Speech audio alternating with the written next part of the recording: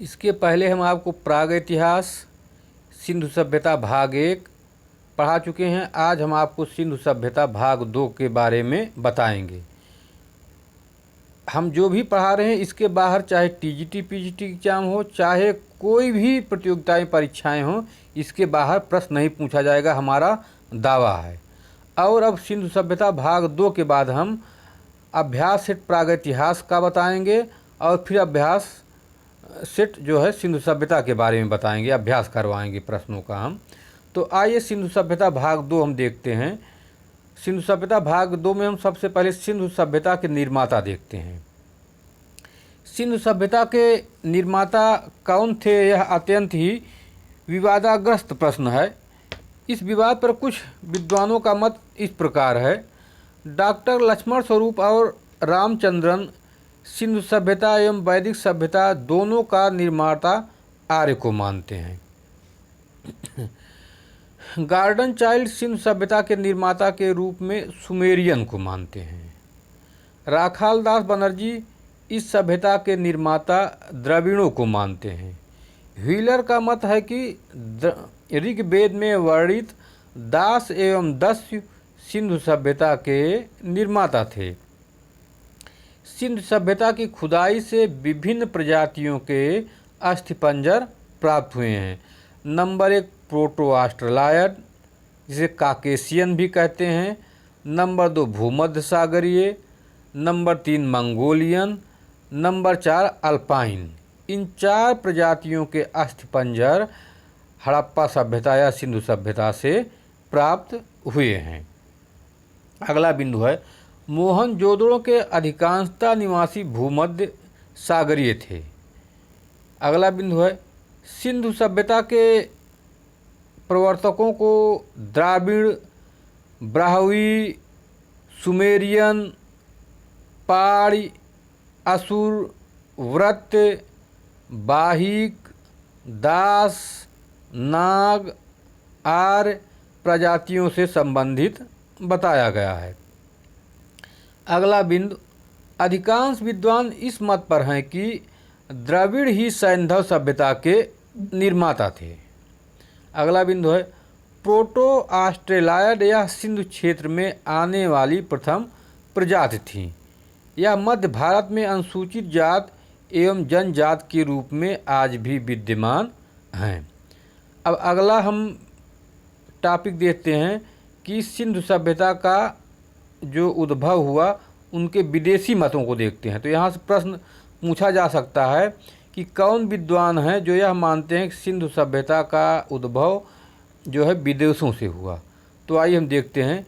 विदेशी उद्भव का मत मार्शल, व्हीलर, गार्डन चाइल्ड, क्रोमर एवं डी कौशाम्बी का मानना है कि सिंधु सभ्यता का उद्भव मेसोपोटामिया के सुमेरियन सभ्यता से हुआ। क्रोमर का मानना है कि 2400 ईसा पूर्व में सुमेरियाई लोग भारत आए और यहाँ की परिस्थितियों के अनुरूप अपनी संस्कृति में परिवर्तन करके सिंधु सभ्यता का विकास किया। अगला बिंदु है गार्डन चाइल्ड का मत है कि मेसोपोटामिया के लोगों ने नवीन पृष्ठभूमि में अपनी संस्कृति का आरोपण किया, जिससे तेज गति से इस सभ्यता का विकास हुआ। अगला बिंदु है एच.डी. सांकलिया के अनुसार बालूचिस्तान से प्राप्त होने वाले चबूतरे जो ऊपर की ओर जाने पर सकरे हो जाते थे, अर्थात उन सकरे हो जाने में तथा मेसोपोटामिया से प्राप्त जिगूरत में समानता है एवं ये एक ही राजतंत्र से प्रेरित हैं। जिगूरत क्या है आप लोग जान लें। जिगूरत मेसोपोटामिया में जो मंदिर होते थे उनके अंदर छोटे भवन कुछ होते थे, जहाँ से कुछ निश्चित क्षेत्र का शासन चलाया जाता था, तो वही जिगूरत है। तो जिगूरत और यहाँ जो बलूचिस्तान से चबूतरे प्राप्त हुए हैं, ऊंचे सकरे होते गए हैं, दोनों के प्रारूप एक ही तरह दिखाई पड़ते हैं। तो इसलिए माना जाता है कि सिंधु सभ्यता जो है मेसोपोटामिया की देन है।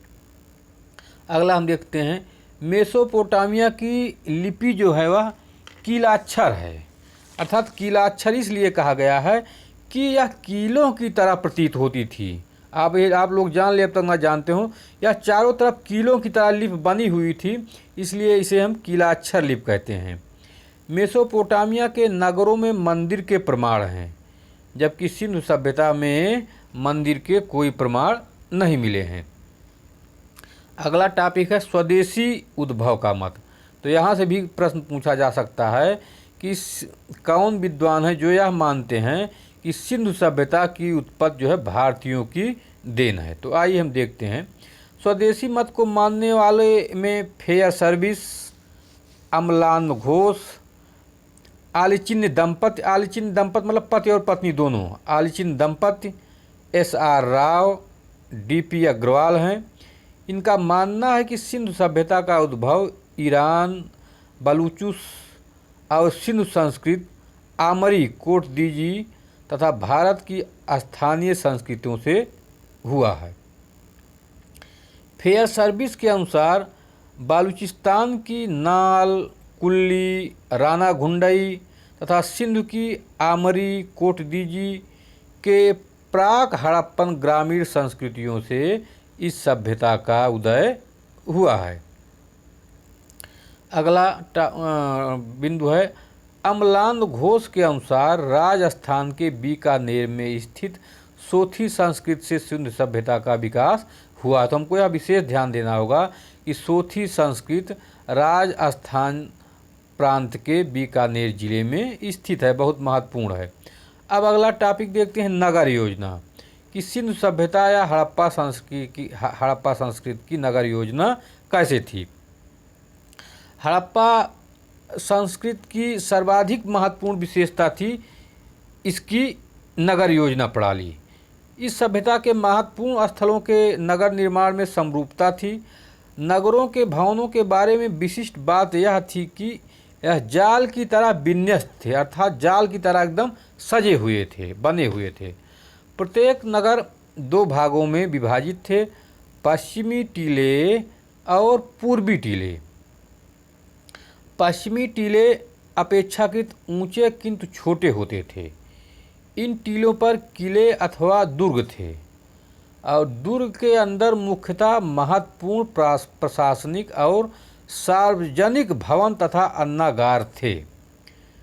अगला बिंदु, पूर्वी टीले पर नगर या आवास क्षेत्र मिले हैं। यह टीला अपेक्षाकृत बड़ा था। इसमें सामान्य नागरिक, व्यापारी, शिल्पकार, कारीगर और श्रमिक रहते थे। अगला बिंदु, सामान्यतः पश्चिमी टीला एक रक्षा प्राचीर से घिरा होता था, जबकि पूर्वी टीला नहीं। इसके कुछ अपवाद भी हैं, जैसे कालीबंगा का नगर क्षेत्र भी रक्षा प्राचीर से युक्त था, अर्थात रक्षा प्राचीर से घिरा हुआ था। अगला बिंदु देखें, लोथल और सुरकोटडा से अलग अलग 2 टीले नहीं मिले हैं, बल्कि संपूर्ण क्षेत्र एक ही रक्षा प्राचीर से घिरा हुआ है। बहुत महत्वपूर्ण है कि कौन से ऐसे 2 स्थल हैं कि जहां अलग अलग टीले ना होके संपूर्ण क्षेत्र एक ही रक्षा प्राचीर से घिरा हुआ है, तो वह लोथल और सुरकोटडा है। अगला देखिए, चंदहुदड़ो एकमात्र ऐसा नगर है जो दुर्गीकृत नहीं है। अगला देखिए, धवलावीरा में एक बड़ा उत्कीर्ण लेख जो कि प्रवेश द्वार के सामने गिरा हुआ एक साइन बोर्ड है, मिला हुआ जिस पे कुछ लेख लिखे हुए हैं। अगला देखिए, सिंधु सभ्यता के नगरों में प्रत्येक आवासीय भवन के बीच में एक आंगन होता था, जिसमें कई कमरे होते थे। साथ ही रसोई घर और एक स्नानागार होता था। मकानों से मिली सीढ़ियों से पता चलता है कि भवन 2 मंजिले बने थे। सिंधु सभ्यता या हड़प्पा सभ्यता के भवन जो थे 2 मंजिलों बने हुए थे, यह वहाँ की मिली हुई सीढ़ियों से पता लगता है। अब अगला हम देखते हैं बिंदु, घर के दरवाजे एवं खिड़कियाँ मुख्यतः सड़क पर न खुलकर सड़कों की ओर न खुलकर ये जो है पिछवाड़े की ओर खुलते थे, पीछे की साइड में खुलते थे। तो घर के दरवाजे एवं खिड़कियाँ मुख्य सड़क पर न खुलकर सड़कों की ओर खुलते थे। परंतु लोथल इसका अपवाद है, जहाँ के दरवाजे और खिड़कियाँ मुख्यतः सड़कों की ओर खुले हुए थे।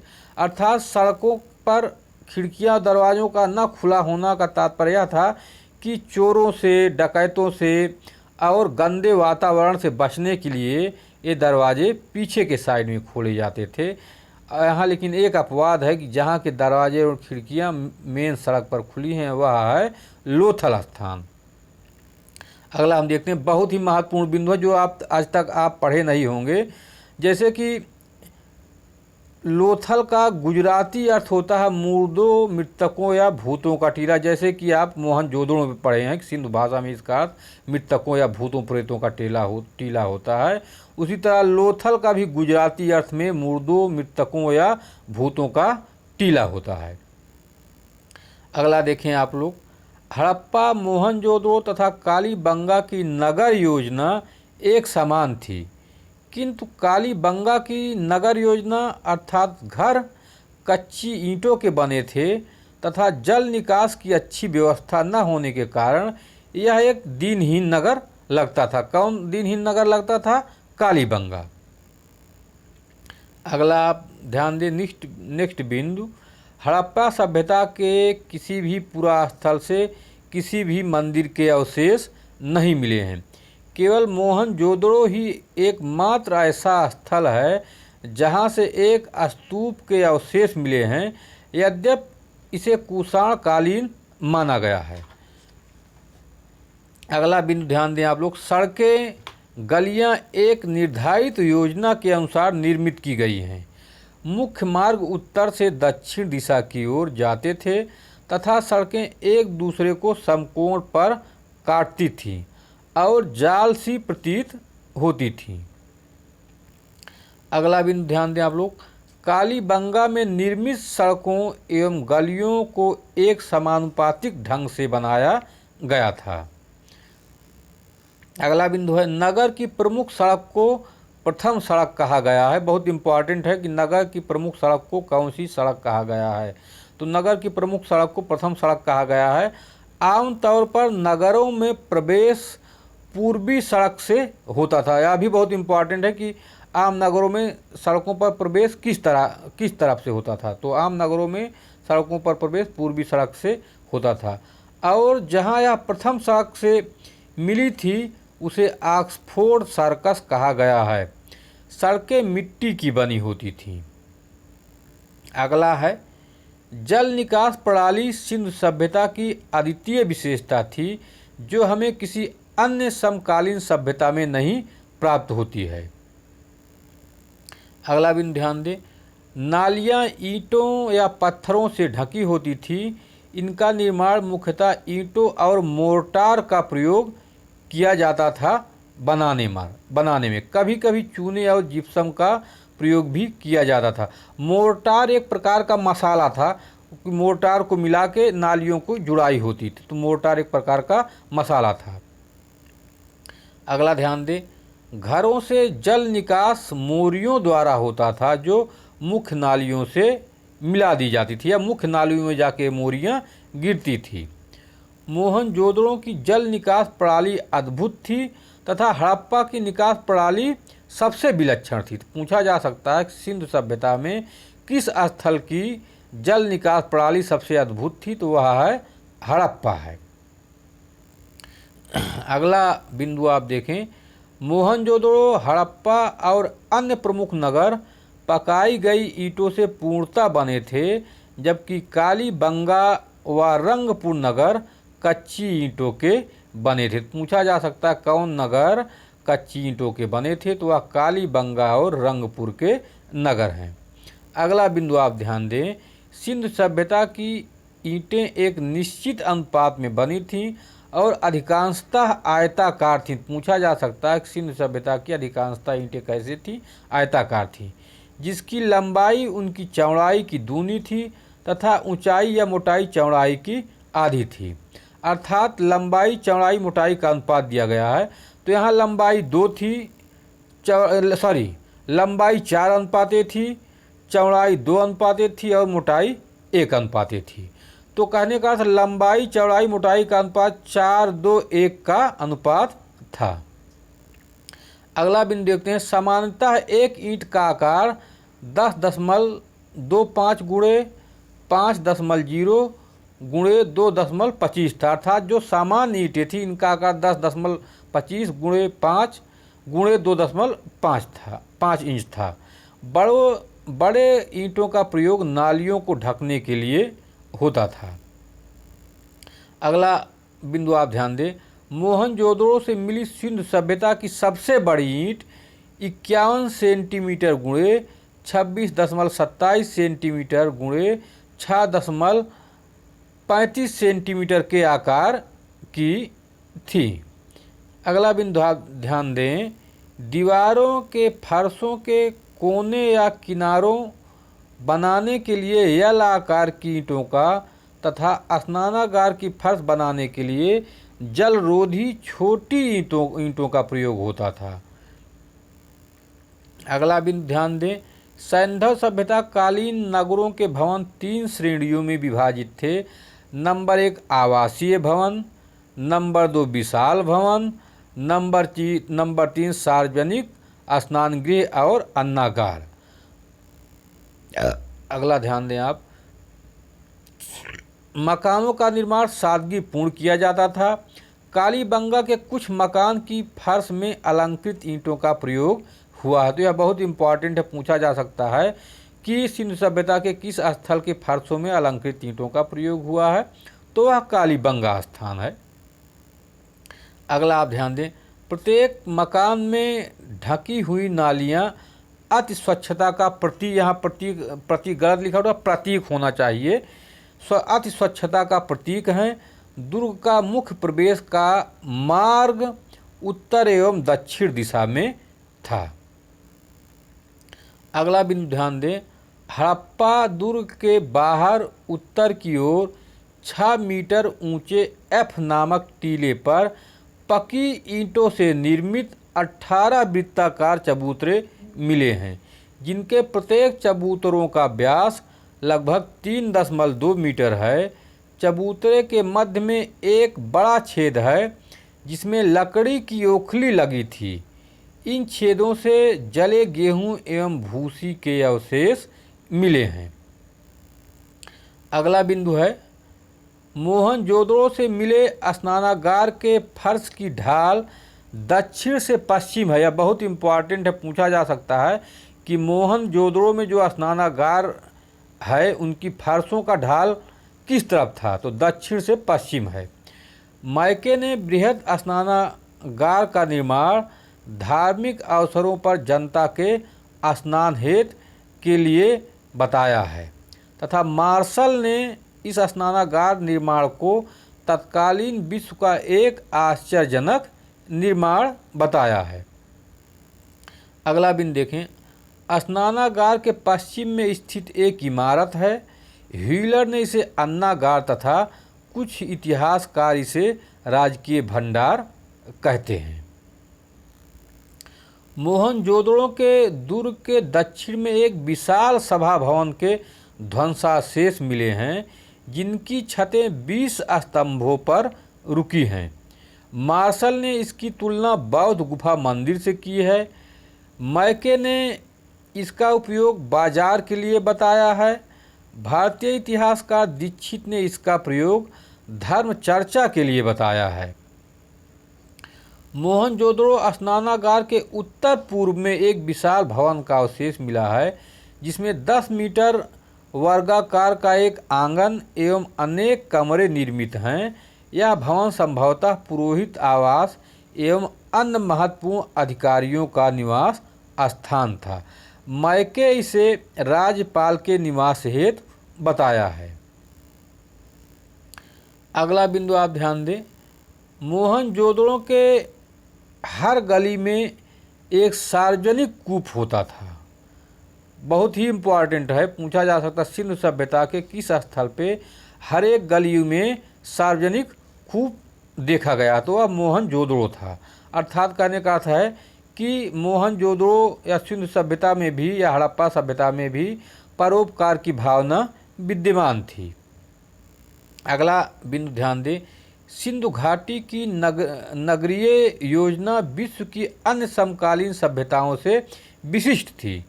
इस सभ्यता के लोग पक्की ईंटों से घर बनाते थे। अगला बिंदु ध्यान दें, गढ़े हुए पत्थर के सज्जा परत मतलब उससे सजाए गए हैं। गढ़े हुए पत्थर के सज्जा परत से युक्त किले की विशालकाय प्राचीर एवं पाषाण स्तंभों के अवशेष धवलावीरा के दुर्ग क्षेत्र से प्राप्त हुए हैं। यह भी बहुत महत्वपूर्ण प्रश्न है। अगला बिंदु ध्यान दें, इस सभ्यता में घरों या महलों में किसी भी वैज्ञानिक तरीकों से बनाई गई मेहराबों का उल्लेख नहीं मिला। अर्थात सिंधु सभ्यता के घरों और महलों में किसी भी वैज्ञानिक या तकनीकी ढंग से बनाई गई मेहराबों का उल्लेख नहीं मिला है, बल्कि मेहराबें जो थी ये मुस्लिम शासन की देन थी या मुस्लिम काल में प्रचलित थी। अगला बिंदु जो बहुत महत्वपूर्ण है, सिंधु सभ्यता एक शहरी सभ्यता थी। अब अगला टॉपिक हम सिंधु सभ्यता के राजनैतिक जीवन या राजनैतिक स्थिति के बारे में हम देखते हैं। सैंधव नगरों की शासन व्यवस्था अज्ञात थी। इस संबंध में हम केवल अनुमान लगा सकते हैं। ऐसा प्रतीत होता है कि मोहनजोदड़ो तथा हड़प्पा का शासन सुदृढ़ दुर्गों द्वारा होता था। अर्थात सुदृढ़ दुर्ग में राजा लोग बैठते थे या शासक लोग बैठते थे, वहाँ से शासन का संचालन करते थे। अगला बिंदु ध्यान दें, बहुत इम्पॉर्टेंट है, जनता से कर के रूप में अनाज लिया जाता था हड़प्पा सभ्यता या सिंधु सभ्यता में। अगला बिंदु है, सिंधु सभ्यता वाणिज्य की ओर आकर्षित थी, इसलिए ऐसा माना जाता है कि हड़प्पा सभ्यता का शासन या सिंधु सभ्यता का शासन वणिक वर्ग के हाथ में था। अगला बिंदु है, इतिहासकार A.L. बासम ने सिंधु सभ्यता में पुरोहित शासन बताया। अर्थात A.L. बासम इतिहासकार का कहना है कि सिंधु सभ्यता का शासन पुरोहितों द्वारा संचालित होता था। स्टुअर्ट पिगट का भी यही कहना है कि सिंधु सभ्यता का शासन पुरोहितों के माध्यम से चलाया जाता है। Doctor R.S. शर्मा के अनुसार वणिक वर्ग का शासन था। अर्थात डॉक्टर R.S. शर्मा भी कहते हैं कि सिंधु सभ्यता में वणिक लोग शासन चलाते थे।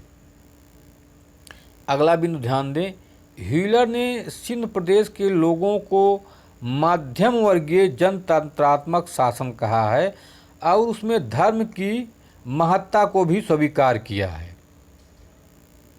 अगला बिंदु, हंटर के अनुसार मोहनजोदड़ो का शासन राजतंत्रात्मक न होकर जनतंत्रात्मक था। जनतंत्रात्मक मतलब कि जनता के द्वारा नियुक्त प्रतिनिधि ही मोहनजोदड़ो का शासन चलाते थे।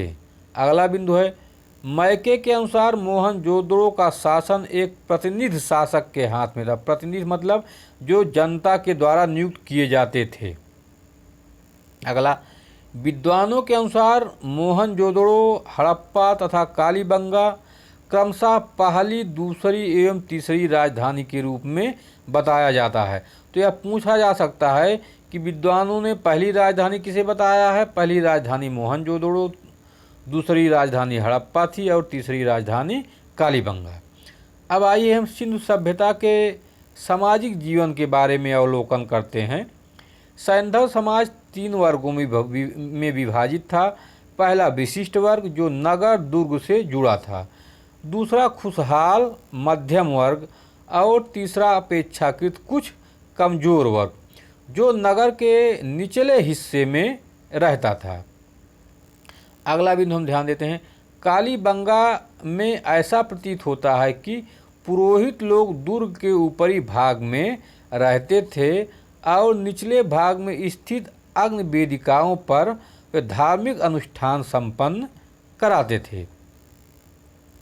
अगला बिंदु आप ध्यान दें, हड़प्पा और मोहनजोदड़ो के कतिपय मकानों की रूपरेखा के आधार पर विद्वानों ने यह अनुमान बताया है कि इस सभ्यता में दास प्रथा का भी प्रचलन था। अगला बिंदु है, सबसे अधिक नारी मूर्तियाँ मिलने के कारण सिंधु समाज मातृ प्रधान बताया गया है या मातृ प्रधान माना जाता है।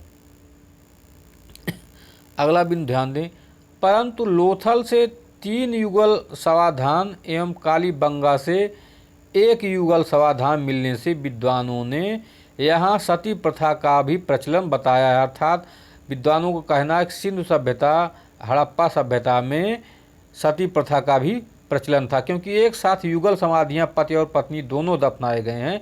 तो इससे यह लगाया जाता था कि जब पति का निधन होता था तो उसके साथ पत्नी को भी जबरदस्ती दफना दिया जाता था। अगला बिंदु ध्यान दें, सिंधु घाटी सभ्यता के लोग शाकाहारी एवं मांसाहारी दोनों प्रकार का भोजन करते थे। दर्पण तांबे के बने थे, जबकि कंघियां और सुइयां हाथी दांत की बनी थी। हड़प्पा से एक श्रृंगार दान भी मिला है। बहुत इम्पॉर्टेंट पूछा जा सकता है कि श्रृंगार दान कहाँ से मिला है? हड़प्पा से। दर्पण किसके बनते थे? तांबे के। कंघियां और सुइयां किससे बनती थी? हाथी दांत की। अगला ध्यान दे, सिंधु सभ्यता में एक स्थल नवसारो है। नवसारों से स्त्रियों की मांग में सिंदूर लगाए जाने के प्रमाण प्राप्त हुए हैं, जो आज भी हिंदू धर्म में स्त्रियों का सुहाग का प्रतीक माना जाता है। अगला बिंदु है, पांसे के खेल, शिकार और नृत्य सिंधु सभ्यता के लोगों के मनोरंजन के साधन थे। सैंधव सभ्यता के लोग युद्ध प्रिय कम और शांति प्रिय अधिक थे। अगला बिंदु ध्यान दें, वस्त्र सूती और ऊनी दोनों प्रकार के पहने जाते थे। आभूषणों का प्रयोग पुरुष एवं महिलाएं दोनों करते थे। मछली पकड़ना एवं चिड़िया का शिकार करना इनका नियमित पेशा था। बहुत इम्पॉर्टेंट है, पूछा जा सकता है कि इनका नियमित पेशा क्या था, मतलब रोज़ क्या करते थे। तो ये मछलियाँ रोज़ पकड़ते थे और रोज़ चिड़िया का शिकार करते थे। अब आइए हम सिंधु सभ्यता के धार्मिक जीवन के बारे में अवलोकन करते हैं। सिंधु सभ्यता के लोग एक ईश्वरीय सत्ता में विश्वास रखते थे, जिसका 2 रूपों में परम पुरुष और परम नारी के रूप में उन्होंने वर्णन किया है। सिंधु सभ्यता से एक मुद्रा पर एक पुरुष हाथ में हंसिया लिए खड़ा है और पास ही में एक स्त्री हाथ उठाए बैठी है। मार्शल ने इसे पृथ्वी देवी का बल दिया जाने का उदाहरण बताया है। यह भी बहुत महत्वपूर्ण है। अगला बिंदु है, कालीबंगा से एक मिट्टी की पट्टिका, मतलब पट्टी मिली है, चौड़ी सी पट्टिका मिली है, जिसमें एक साथ लिंग एवं यौन के प्रतीक बने हैं। अर्थात शिव पूजा का यह प्रतीक है, लिंग और यौन। अगला बिंदु है, सिंधु सभ्यता के अनेक पुरास्थलों से प्राप्त मुहरों, मुद्रांकनों, ताम्रपट्टों आदि पर पशुओं का अंकन मिला है। हड़प्पाई लोग कबूतर पक्षी, जिसे फाख्ता भी कहते हैं, का भी पूजा शांति के प्रतीक के रूप में करते थे। अर्थात हड़प्पाई लोग फाख्ता या कबूतर पक्षी का पूजा शांति के प्रतीक के रूप में करते थे। अगला बिंदु ध्यान दें आप, मोहनजोदड़ो से प्राप्त एक मुहर में जो संश्लिष्ट मतलब एक ही में सम्मिलित है, संश्लिष्ट पशु आकृत है, उसके 3 सिर हैं, जिसमें से ऊपर के 2 सिर बकरे के हैं और नीचे का तीसरा सिर भैंसे का है। अगला बिंदु ध्यान दें, मोहनजोदड़ो से प्राप्त एक ताम्रपट में एक पशु का शरीर बना है, जिसका सूंड हाथी का है किंतु सिर सींग युक्त बैल का है। अगला बिंदु ध्यान, मोहनजोदड़ो से प्राप्त एक मुद्रा पर एक देवता के दोनों ओर एक एक नाग बिठाए गए हैं। अर्थात यह नाग बिठाए जाना यह साबित करता है कि सिंधु सभ्यता में नाग पूजा भी प्रचलित थी। लोथल से प्राप्त 3 ठीकरों पर, ठीकरों मतलब बर्तन के फूटे हुए टुकड़े, कच्चे बर्तन के फूटे हुए टुकड़ों को ठीकरे कहते हैं। लोथल से प्राप्त 3 ठीकरों पर 2-2 सांपों के चित्र वाले चित्र बने हैं। मोहनजोदड़ो से प्राप्त एक ताबीज पर एक नाग को एक चबूतरे पर लेटा हुआ दिखाया गया है। यह सभी नाग पूजा के उदाहरण हैं। आर्नेस्ट और मैके के अनुसार यहाँ चबूतरे बने हुए थे, उन चबूतरों पर नागों को दूध पिलाया जाता था। मार्शल के अनुसार सैंधववासी वृक्षों की पूजा 2 रूप में करते थे, नंबर 1 जीवंत रूप और नंबर 2 प्रकृति के रूप में। मोहनजोदड़ो की एक मुद्रा में एक पीपल के पेड़ की 2 टहनियों के बीच में एक पुरुष आकृति निकलते हुए दिखाया गया है। यह प्रकृति और वृक्ष पूजा का उदाहरण है। विशाल स्नानागार मोहनजोदड़ो का जल पूजा का उदाहरण देता है, अर्थात जो मोहनजोदड़ो में विशाल स्नानागार मिला है, इससे यह माना जाता था कि जल पूज्य होता है, अर्थात विशेष अवसरों पर लोग पवित्र जल से स्नान करते थे। अगला बिंदु आप ध्यान दें, मोहनजोदड़ो से प्राप्त एक मुहर पर पुरुष की आकृति पद्मासन योग की मुद्रा में है। यह योगा ध्यान का प्रतीक है, अर्थात यह माना जाता था कि सिंधु सभ्यता के लोग योगा से भी परिचित थे। अगला बिंदु है, सिंधु सभ्यता के किसी भी पुरास्थल के उत्खनन से मंदिर के साक्ष्य नहीं मिले हैं, लेकिन फिर भी मोहनजोदड़ो के 2-3 भवनों को व्हीलर ने मंदिर बताया है। तो यह पूछा जा सकता है कि व्हीलर के अनुसार मंदिर के साक्ष्य कहाँ मिले हैं मोहनजोदड़ो में।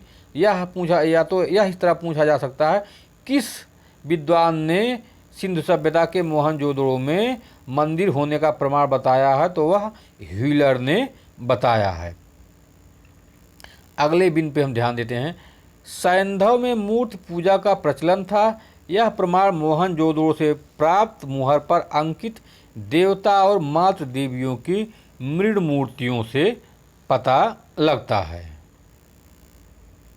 अगली बिंदु, मोहनजोदड़ो से प्राप्त मुहरों, चित्रकारियों तथा मृद भांडों पर स्वास्तिक के प्रमाण सूर्य पूजा का उदाहरण देते हैं, और यह स्वास्तिक का चिन्ह जो है हिंदू, जैन, बौद्ध सबके लिए पवित्रता का प्रतीक माना जाता था।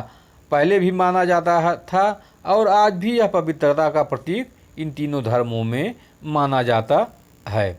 विभिन्न जगह मिली अग्नि वेदियाँ अग्नि पूजा का साक्ष्य देता है, अर्थात यह माना जाता है कि सिंधु सभ्यता में अग्नि पूजा भी प्रचलित थी।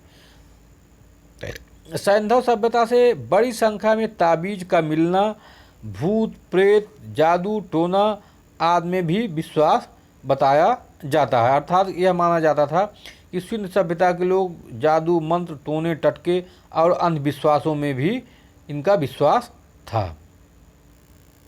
अंत्योष्ट संस्कार भी धार्मिक क्रियाओं के अंतर्गत आती थी।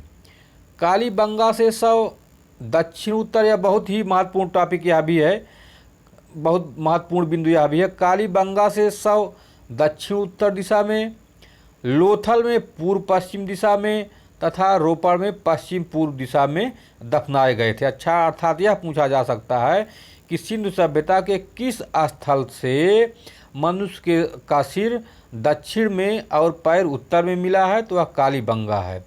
दूसरा प्रश्न यह है कि सैंधव सभ्यता से किस स्थल से मनुष्य के सर पूरब में और पश्चिम में मिले हैं, वह लोथल है। तीसरा है, यह पूछा जा सकता है कि सैंधव सभ्यता से किस स्थल से मनुष्यों को इस तरह दफनाया गया है कि उनका सर पश्चिम में और पैर पूरब में है, तो वह स्थान है रोपड़। अगला ध्यान दें, लोथल में एक कंकाल के साथ बकरे की सींग और हड्डियां रखी हुई मिली हैं। अगला बिंदु, हड़प्पा के उत्खनन से एक ऐसी समाधि मिली है जिसमें शव को लकड़ी के ताबूत में रखकर दफनाया गया है। यह किसी विदेशी व्यक्ति की कब्र मालूम पड़ती है।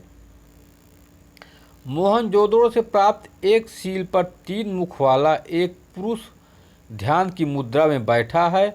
सिर पर 3 सींग है, उसके बाईं ओर एक गैंडा और भैंसा तथा दाईं ओर एक हाथी, एक व्याघ्र, एक हिरण है। मार्शल ने इसे आद्य शिव मतलब प्राचीन शिव कहा है। अगला बिंदु ध्यान आप दें, पशुओं में कुबड़ वाला सांड इस सभ्यता के लोगों के लिए विशेष पूजनीय था। इस सभ्यता में मुहरों पर सबसे अधिक उत्कीर्ण पशु बैल है। अगला बिंदु है मुहरों पर एक श्रृंगी बैल यूनिकॉर्न का भी अंकन मिलता है। यूनिकॉर्न भी आप ध्यान दीजिएगा, नहीं तो एक श्रृंगी ना देखे वह यूनिकॉर्न भी पूछ सकता है। अगला बिंदु है एक स्त्री की मूर्ति मिली है जिस पर धुएं का चिन्ह है। वेंकटेश महोदय ने इन मूर्तियों की पहचान दक्षिण भारत से प्राप्त दीप लक्ष्मी की मूर्ति से की है। अगला बिंदु है बालूचिस्तान से प्राप्त कुछ नारी मृण मूर्तियाँ रौद्र रूप की हैं। इससे सूचित होता है कि देवी का सौम्य तथा रौद्र रूप दोनों की ही पूजा सिंधु सभ्यता में होती थी। अगला बिंदु ध्यान दें, व्हीलर के अनुसार मातृ देवी का संप्रदाय राजधर्म नहीं था, वरन यह एक पारिवारिक संप्रदाय था। अर्थात राज की तरफ से कोई जबरदस्ती मान्यता नहीं थी कि सभी लोग इसकी पूजा करें, अर्थात सभी लोग स्वतंत्र थे। मतलब कोई चाहे इसको मानता या ना मानता, प्रत्येक परिवार के लोग इन्हें अपनी आराध्य देवी ही मान के पूजा करते थे। अर्थात राजा की तरफ से या शासन की तरफ से कोई बाध्यता नहीं था, या राज की तरफ से कोई यह राजधर्म नहीं घोषित किया गया था।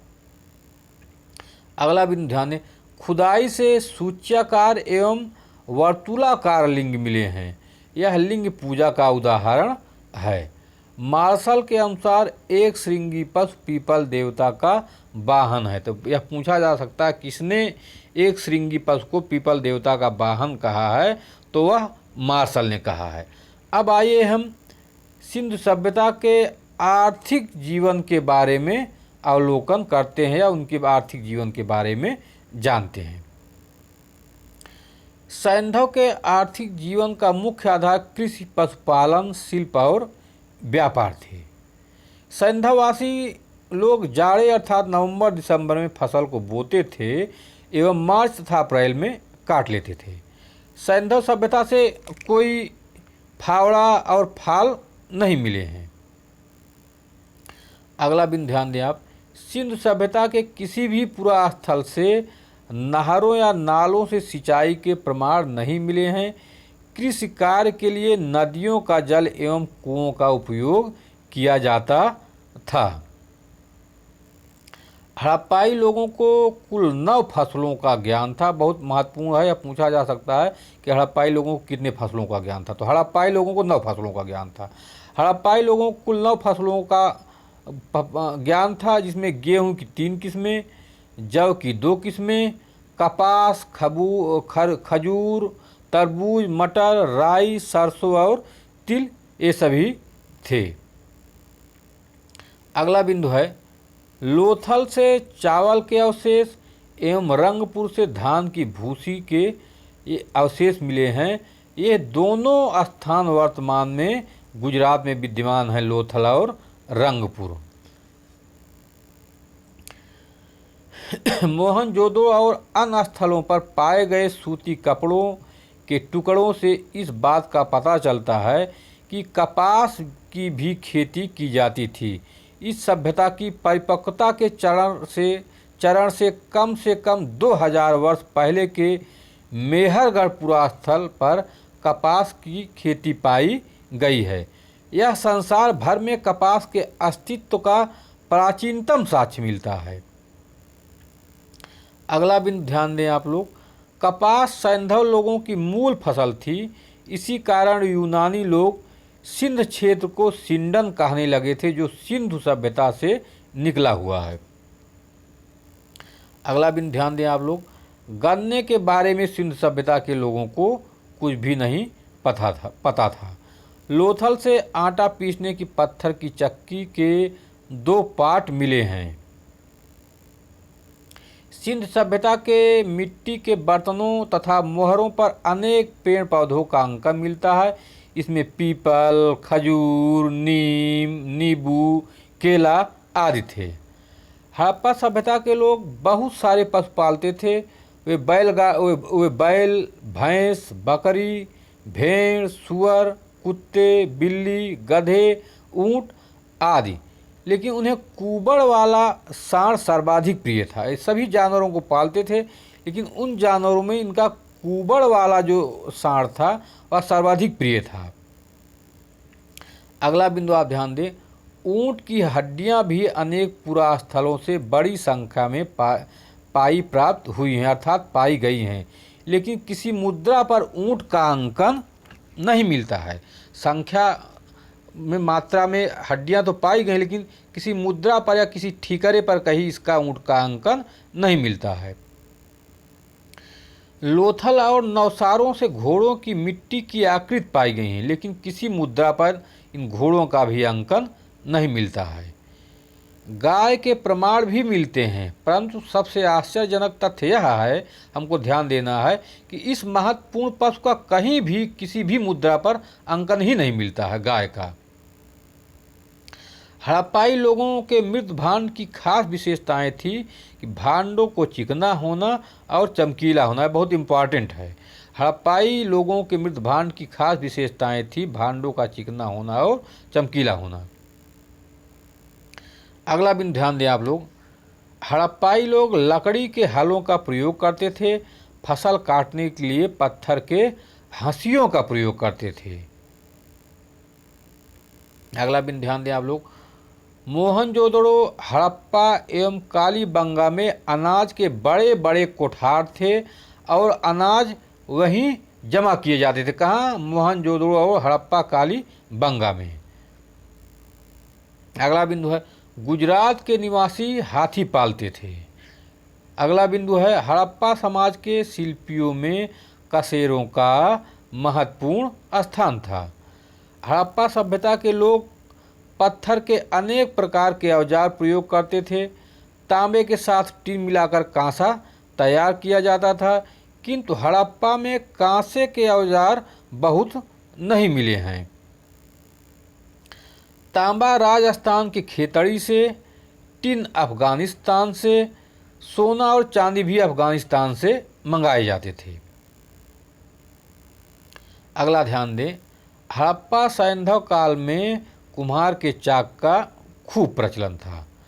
मोहनजोदड़ो के किसी बर्तन पर लेख नहीं मिलता है, परंतु हड़प्पा के बर्तनों पर लेख भी मिलता है। बहुत ही इम्पॉर्टेंट है कि सैंधव सभ्यता के किस स्थल से बर्तनों पर लेख मिलता है, तो वह हड़प्पा है कि जहाँ से बर्तनों पर लिखे हुए लेख मिलते हैं। अगला हम देखते हैं, हड़प्पा के कुछ बर्तनों पर मानव की आकृतियाँ भी मिली हैं। पूछा जा सकता है कि कहाँ के बर्तनों पर मानव की आकृतियाँ मिली हैं? हड़प्पा से। अगला हम ध्यान दें, सूती वस्त्र उद्योग एवं बुनाई उद्योग काफ़ी विकसित उद्योग था सैंधव सभ्यता का। अर्थात कहा जा सकता है हड़प्पा या सिंधु सभ्यता का सबसे विकसित उद्योग क्या था? सूती वस्त्र की उद्योग एवं बुनाई। अगला ध्यान दें, सिंधु सभ्यता के लोग गाढ़ी लाल चिकनी मिट्टी पर काले रंग के ज्यामितीय एवं प्राकृतिक जुड़े डिजाइन बनाते थे एवं प्रकृति से जुड़े डिजाइन बनाते थे। यह भी बहुत महत्वपूर्ण प्रश्न है कि सिंधु सभ्यता के लोग गाढ़ी लाल चिकनी मिट्टी पर काले रंग के ज्यामितीय एवं प्रकृति से जुड़े डिजाइन बनाते थे। अगला ध्यान दें, सिंधु सभ्यता से पटुए, फ्लैक्स, पटुए पहले लोग चलते, पहले बूढ़े बुजुर्गों के पास होता था, जिसमें वो लोग पान, सुपारी, तंबाकू ऐसा रखते थे, वही पटुआ है। तो सिंधु सभ्यता से पटुए का भी उल्लेख मिलता था। ऐसा माना जाता को पान सुपारी का भी प्रयोग करते थे। अगला ध्यान दें, धातुओं में सोना, चांदी, तांबा, कांसा तथा सीसा का भी उन्हें ज्ञान था। मोहनजोदड़ो तथा लोथल से हाथी दांत के बने हुए तराजू के पलड़े मिले हैं। बहुत इंपॉर्टेंट है, पूछा जा सकता है सिंधु सभ्यता के किस स्थल से जो है हाथी दांत के बने हुए पलड़े मिले हैं, तो वह मोहनजोदड़ो और लोथल है। अगला बिंदु ध्यान दें आप लोग, मेसोपोटामिया के साथ हड़प्पा सभ्यता का व्यापारिक संबंध था का विवरण पुरातत्व तथा लेखों से मिलता है। यहाँ से थल तथा जल दोनों मार्गों से व्यापार होता था मेसोपोटामिया और सिंधु सभ्यता के मध्य में।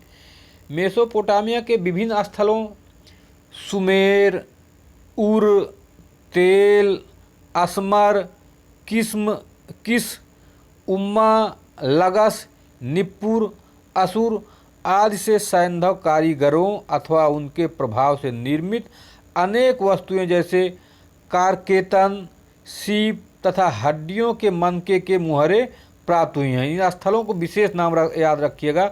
अभी हम जो बताए हैं यहाँ से मेसोपोटामिया जो स्थल से मिले हैं, सुमेर, उर, तेल, असमर, किस, उम्मा, लगस, निपुर, इनको विशेष रखिएगा। पूछा जा सकता है कि कौन स्थल मेसोपोटामिया में थे। अगला ध्यान दें, लोथल से तांबा तथा हाथी दांत की वस्तुएं मेसोपोटामिया में काफ़ी मात्रा में भेजी जाती थीं। अगला बिंदु है, उर की खुदाई में हड़प्पा मूल का तांबे का श्रृंगारदान मिला है। नेक्स्ट बिंदु है, आप पुनः ध्यान दें, मोहनजोदड़ो से प्राप्त एक मुहर तथा ठीकरे पर सुमेरियन नावों के चित्र अंकित हैं जो समुद्री व्यापार का सूचक है। अगला बिंदु, व्यापार के प्रसंग में 3 स्थानों मेलुहा, दिलमुन, ये तिलमुन भी कहते हैं, मगन, मकन का उल्लेख मिलता है। इनमें मेलुहा की पहचान सिंध प्रदेश से की गई है। अगला बिंदु ध्यान दें हम, मेसोपोटामिया में प्रवेश के लिए प्रमुख बंदरगाह उर था, जहां सैंधव व्यापारी विविध वस्तुएं लेकर जाते थे। मोर पक्षी का निर्यात प्राचीन समय में भारत करता था। इसका उल्लेख जातक कथाओं में भी मिलता है। अगला बिंदु ध्यान दें, बहुत ही महत्वपूर्ण है, दिलमुल की पहचान बहरीन द्वीप से तथा मगन की पहचान बालूचिस्तान के मकरान तट से की जाती है। ये दोनों स्थान सिंध एवं मेसोपोटामिया के मध्य थे। अगला बिंदु है, फारस की खाड़ी में स्थित फाइलका से सेल खड़ी की वृत्ताकार मुहरें मिलती हैं, जिस पर सैंधव लिपि में लेख लिखे हुए हैं। लोथल से सुतका गेंडोर होते हुए जो व्यापारी फारस की खाड़ी के देश को जाते थे, वे ओमन में पड़ाव डालते थे। बहुत महत्वपूर्ण है कि जो व्यापारी लोथल से सुतका गेंडोर होते हुए फारस की खाड़ी जाते थे तो कहाँ अपना पड़ाव डालते थे या कहाँ रुकते थे? ओमन में रुकते थे। अगला बिंदु है, मेसोपोटामिया तथा सिंध प्रदेश के बीच घनिष्ठ व्यापारिक संबंध सारगोन युग से ईसा पूर्व 2400 से लेकर 1725 में ही था। मिस्र के साथ व्यापार मुख्य रूप से लोथल से होता था तथा यहाँ के उत्खननकर्ता राव को गोरिल्ला की एक मूर्ति तथा मम्मी की आकृति मिली है। लोथल से एक मृद मूर्ति तथा एक मम्मी की आकृति मिली है गोरिल्ला से, जिससे यह अंदाज़ा लगाते हैं कि इसी तरह मिस्र में भी था। अर्थात तो कहने का अर्थ है लोथल और मिस्र के बीच में यह व्यापार का प्रमाण देता है। अगला बिंदु ध्यान दें, सिंध सभ्यता के लोगों का वाह व्यापार उनके आंतरिक व्यापार से कहीं अधिक सफल था। अर्थात वे वाह व्यापार में अधिक सफल थे। यहाँ तौल की इकाई 16 के अनुपात में थी। अगला बिंदु है, मिट्टी की पट्टियों पर अंकित सुमेरी अभिलेख में ढिलमुन को सूर्योदय का क्षेत्र या साफ सुथरे नगरों का स्थान और हाथियों का देश कहा गया है। मेसोपोटामिया के इतिहास में उरुक काल, उरुक वहाँ एक नगर था तो उस उरुक नगर को उरुक काल कहा गया है। उरुक काल को प्राथमिक राज्य के गठन का युग माना जाता है।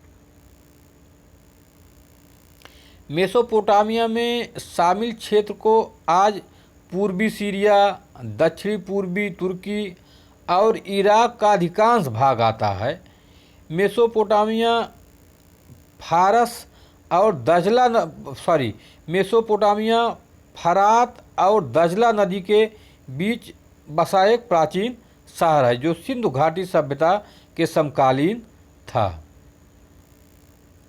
अब हम देखते हैं सिंधु सभ्यता के लोग वस्तुएं कहाँ से आयातित करते थे, कहाँ से मंगाते हैं।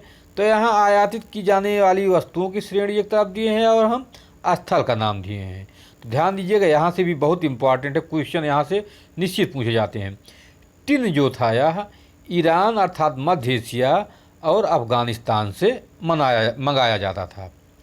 तांबा जो था यह खेतड़ी राजस्थान और बालूचिस्तान से मंगाया जाता था। चांदी यह ईरान के अफ़गानिस्तान से मंगाई जाती थी। सोना यह अफ़गानिस्तान, फारस, दक्षिण भारत में कर्नाटक से मंगाया जाता था। लाजवर्द या बदख्शा जो अफ़गानिस्तान में स्थित है वहाँ से और मेसोपोटामिया से मंगाया जाता था। फिरोजा यह ईरान से मंगाया जाता था। सीसा यह ईरान, राजस्थान, अफ़गानिस्तान और दक्षिण भारत से मंगाया जाता था। शिलाजीत यह हिमालय क्षेत्र से मंगाई जाती थी। नील रत्न या बदख्शा जो अफ़गानिस्तान में स्थित है वहाँ से मंगाया जाता था। शंख एवं कौड़ियाँ या सौराष्ट्र, गुजरात और दक्षिण भारत से मंगाया जाता था। हरितमण यह भी दक्षिण भारत से मंगाया जाता था। सेलखड़ी या बालूचिस्तान, राजस्थान और गुजरात से मंगाया जाता था। अब अगला बिंदु देखें, कालीबंगा से मिली बेलनाकार मुहरें भी सिंधु सभ्यता के व्यापार के साक्ष्य प्रस्तुत करती हैं। तो यह एक बहुत इंपॉर्टेंट चीज़ है, पूछा जा सकता है कि बेलनाकार मुहरें कहाँ से मिली हैं? कालीबंगा से। अगला बिंदु ध्यान दें, सिंधु तथा मेसोपोटामिया दोनों सभ्यताओं में मातृशक्ति की उपासना होती थी। दोनों के निवासी बैल, बत्तख, पाषाण स्तंभ को पवित्र मानते थे। अब अगला टॉपिक हम सैंधव कला के बारे में देखते हैं कि इनकी कलाएं कैसे थीं। आइए इनकी हम कलाओं के बारे में जानते हैं। सैंधव कला के अंतर्गत प्रस्तर धातु एवं मृण मूर्तियों का उल्लेख किया जा सकता है। इसके अतिरिक्त मुहरें, मनके और मृदभांड एवं लघु कलाएँ इसके अंतर्गत आती हैं। मोहनजोदड़ो से 1 दर्जन तथा हड़प्पा से 3 प्रस्तर मूर्तियां प्राप्त हुई हैं। अधिकांश पाषाण मूर्तियां खंडित अवस्था में हैं। अगला बिंदु ध्यान, धातु मूर्तियां मधुष्ट विधि या लुप्त मोम विधि। लुप्त मोम विधि उसमें कुछ मोम की तकनीकी मतलब लचीलापन, नरमपन अपनाया गया था, तो उसी को हम मधुष्ट विधि कहते हैं। अर्थात जो उस समय प्राचीन काल में धातुएं की मूर्तियां बनाई जाती थी उसमें मधुष्ट या लोप मोम या लास्ट वैक्स प्रक्रिया का उपयोग किया जाता था। वह मधुष्ट विधि न पूछ के लास्ट वैक्स भी पूछ सकता है। LAST लास्ट और WX वैक्स, लास्ट वैक्स विधि का प्रयोग किस में किया जाता था? तो लास्ट वैक्स विधि का प्रयोग धातु मूर्तियों में किया जाता था। अब अगला बिंदु हम ध्यान देते हैं, लोथल से प्राप्त तांबे की कुत्ते की मूर्ति अत्यंत सुंदर है। मृण मूर्तियों का निर्माण ज़्यादातर चिकोटी विधि से किया जाता था। चिकोटी वहाँ की एक विधि थी, उसी विधि से मूर्तियों का निर्माण किया जाता था। मानव मृण मूर्तियाँ ठोस हैं, जबकि पशु पक्षियों की मूर्तियाँ प्रायः खोखली हैं। सबसे ज़्यादा मृण मूर्तियाँ पशु पक्षियों की ही प्राप्त हुई हैं। नारी मृण मूर्तियाँ पुरुषों की अपेक्षा अधिक मात्रा में मिली हैं। अगला बिंदु, नारी मृण मूर्तियाँ अधिकांशतः भारत के बाहर स्थलों जैसे हड़प्पा, मोहनजोदड़ो, चंदहुदड़ो से प्राप्त हुई हैं। भारत के राजस्थान आदि के किसी क्षेत्र से नारी मृण मूर्तियाँ नहीं मिली हैं। केवल हरियाणा के बनावाली से 2 नारी मृण मूर्तियाँ प्राप्त हुई हैं। बहुत ही इम्पॉर्टेंट है कि सैंधव सभ्यता अर्थात भारत में सैंधव सभ्यता के किस स्थल से नारी मृण मूर्तियाँ मिली हैं? तो आप भारत में सैंधव सभ्यता के हरियाणा के बनावाली से नारी मृण मूर्तियाँ मिली हैं। अगला ध्यान दें, नारी मृण मूर्तियों में सर्वाधिक कुंवारी नारी मृण मूर्तियाँ, बहुत इंपॉर्टेंट है, ध्यान दीजिएगा कि नारी मृण मूर्तियों में सर्वाधिक कुंवारी नारी मृण मूर्तियाँ मिली हैं। कुबड़ वाले की तुलना में बिना कुबड़ वाले बैल की मृण मूर्तियाँ अधिक संख्या में मिली हैं। सैंधव मुहरें अधिकांशतः सेल खड़ी स्टेटाइट भी रखिएगा, सेल खड़ी ना पूछ के आयोग या कोई एग्जाम स्टेटाइट भी पूछ सकता है कि सैंधव सभ्यता की अधिकांश मुहरें किससे बनी हैं? स्टेटाइट की बनी हैं। अर्थात सैंधव सभ्यता की अधिकांशतः सेल खड़ी स्टेटाइट की बनी मुहरें होती थी। लोथल और देसलपुर से तांबे की बनी मुहरें मिली हैं। पूछा जा सकता है सैंधव सभ्यता की किस स्थल से तांबे की बनी मुहरें मिली हैं? लोथल और देसलपुर से तांबे की बनी मुहरें मिली हैं। अगला बिंदु है, मोहनजोदड़ो, कालीबंगा तथा लोथल से प्राप्त मुद्रांक पर एक ओर सैंधव लिपि से युक्त मोहर की छाप है तथा दूसरी ओर भेजने वाले का निशान अंकित है। अगला बिंदु ध्यान दें, लोथल और देसलपुर से तांबे की बनी मुहर मिली है। कला की दृष्टि से सबसे उत्कृष्ट कुबड़ वाले साँड़ की मुहर है। मोहनजोदड़ो तथा हड़प्पा से कई ताम्र पट्टिकाएँ मिली हैं। अगला बिंदु ध्यान दें आप, सर्वाधिक संख्या में सेल कड़ी पत्थर के मनके प्राप्त हुए हैं। आपसे पूछा जा सकता है सर्वाधिक मात्रा में मनके किसके प्राप्त हुए हैं, तो सर्वाधिक मात्रा में सेल खड़ी पत्थर के मनके प्राप्त हुए हैं। बेलनाकार मनके सैंधव सभ्यता में सर्वाधिक लोकप्रिय थे। तो पूछा जा सकता है कि किस प्रकार के मनके सर्वाधिक लोकप्रिय थे, तो बेलना प्रकार के मनके सिंधु सभ्यता में सर्वाधिक लोकप्रिय थे। मृदभांड अधिकांशतः लाल अथवा गुलाबी रंग के हैं। इस पर अलंकरण प्रायः काले रंग के हुए हैं। बहुत इंपॉर्टेंट है कि सिंधु सभ्यता के मृदभांड अधिकांशतः किस रंग के हैं, लाल और गुलाबी के हैं। उस पर अलंकरण किस रंग से किया गया है, काले रंग का हुआ। बहुत इंपॉर्टेंट है। अगला हम सिंधु सभ्यता के लिपि के बारे में जानकारी करते हैं कि उनकी लिपियाँ कैसी थीं। आइए हम देखते हैं। सिंधु लिपि में लगभग 64 मूल चिन्ह एवं 250 से 400 तक अक्षर हैं, जो सेल खड़ी की आयताकार मुहरें, तांबे की गुट्टिकाओं आदि पर मिलते हैं। लेखन प्रणाली अक्षर सूचक मानी गई है। सिंधु लिपि का सबसे पुराना नमूना 1853 में मिला है और 1923 तक पूरी लिपि प्रकाश में आ गई थी, किंतु इसको अभी तक पढ़ा नहीं जा सका है। यह अभी भी अपठनीय है। हड़प्पा लिपि भाव चित्रात्मक पिक्टोग्राफ है। भाव चित्रात्मक मतलब जो उनके मन में भाव आया, अगर जैसे जानवर मारते थे तो उनका कुछ सिंबल था, इसी तरह जानवर बना देते थे। जैसे मछली मारते थे या मछली पूजा करते थे, इसी तरह कुछ मछली बना देते थे। तो वही भाव चित्रात्मक लिपि है। किसी जानवर का या कुछ इस तरह चिन्ह बना देते थे अपने भाव के अनुसार, तो उसी को हम भाव चित्रात्मक लिपि कहते हैं। हड़प्पा लिपि भाव चित्रात्मक या पिक्टोग्राफ है और उनकी लिखावट क्रमशः दाईं ओर से बाईं ओर की जाती थी। अगला बिंदु हम ध्यान देते हैं, अधिकांश अभिलेख मृद मुद्राओं सीलों पर हैं। इन सीलों का प्रयोग धनाढ्य लोग अपनी निजी संपत्ति को चिन्हित करने और पहचानने के लिए करते थे। सैंधव लिपि मूल रूप से देसी है और इसका पश्चिम एशिया की लिपियों से कोई संबंध नहीं था। यहाँ के बाट घनाकार, वर्तुलाकार, बेलनाकार एवं शंक्वाकार आकृति के थे। अगला बिंदु, वर्गाकार मुहरें सर्वाधिक प्रचलित थी। बहुत इंपॉर्टेंट है, पूछा जा सकता है सिंधु सभ्यता में सर्वाधिक किस प्रकार की मुहरें प्रचलित थी, तो वर्गाकार मुहरें। अगला आइए हम देखते हैं, प्रस्तर शिल्प में हड़प्पा संस्कृति पिछड़ी हुई थी। अगला बिंदु, सैंधव लिपि में सबसे ज़्यादा यू आकार के अक्षर के चित्र प्राप्त हुए हैं। ध्यान देना होगा, बहुत इंपॉर्टेंट है कि सैंधव सभ्यता में किस आकार के सर्वाधिक अक्षर चित्र प्राप्त हुए हैं, तो यू आकार के हैं। अगला ध्यान दीजिए, लिपि के रूप में प्रयुक्त जीवों के चित्र में सबसे अधिक मछली के चित्र प्राप्त हुए हैं। अगला बिंदु, सैंधव नारी देवी की मूर्तियाँ सैंधव नारी देवी की मूर्तियाँ कल्याणकारिणी स्वरूप की थीं। अगला बिंदु, सैंधव मृदभांड मुख्यतः लाल या गुलाबी रंग के हैं। अगला बिंदु है, मार्शल का विचार है कि सैंधव के लोग लकड़ी का मंदिर बनाते थे। पूछा जा सकता है किसका विचार है या किस विद्वान का विचार है कि सैंधव के लोग लकड़ी का मंदिर बनाते थे, तो मार्शल का विचार है। आइए हम देखते हैं सैंधव सभ्यता की वर्तमान में भारतीयों के लिए या प्राचीन काल में, ऐतिहासिक काल में इसकी क्या देन है। भारतीयों को दुर्ग निर्माण तथा प्राचीरों की निर्माण की प्रेरणा सैंधव सभ्यता से ही प्राप्त हुई है। मौर्य कलाकारों ने स्तंभ युक्त भवन बनाने की प्रेरणा सैंधव सभ्यता से ही ग्रहण किया है।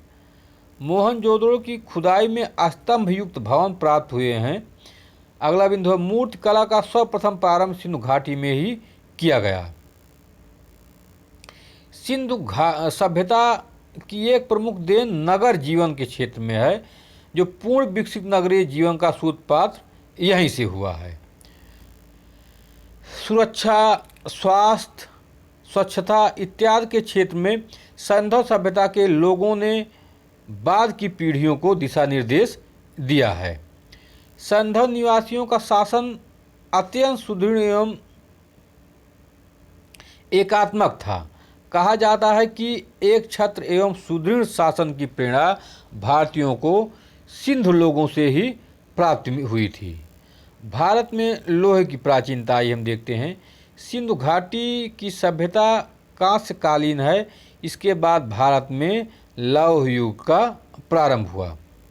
भारत में लोहे की प्राचीनता सिद्ध करने के लिए हमें साहित्यिक तथा पुरातात्विक दोनों ही प्रमाणों पर निर्भर होना पड़ता है, या दोनों ही प्रमाणों की सहायता लेनी पड़ती है।